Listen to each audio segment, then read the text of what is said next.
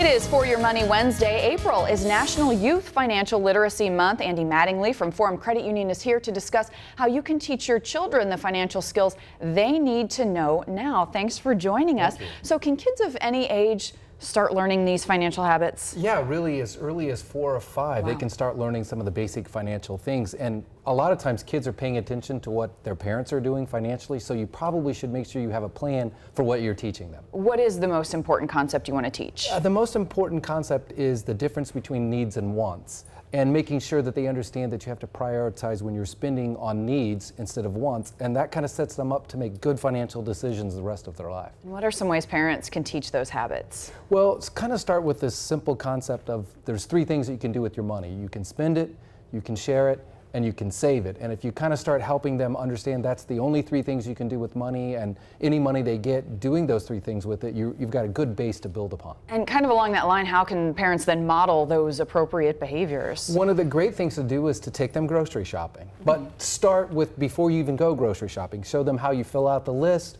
When you get in the grocery store, show them why you comparison shop, that you use coupons, that you don't go off the list and buy the candy that you want. So that kind of teaches them to spend based on a budget and a pre-planned spending plan. So. And what are some other ways you can teach? That's great advice. Some other ways to teach those good financial habits. Well, another great one is the keep the change game. So maybe you want to get them ice cream. So you give them, enough money to get 1 scoop of ice cream, which is what they should get.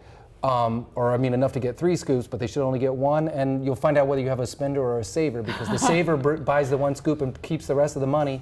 The spender buys all 3 scoops and says it'll live for the next day later. And those keys start to show up young. Tell me about allowances. Allowances are good as long as you have financial responsibility that goes with it. So give them money and expect them to pay for entertainment, gifts for others, things like that. Then you're teaching them to spend, save, and share. Let's talk about when they're a little older. What should they have mastered financially? 4 basic things. One is the difference between needs and wants.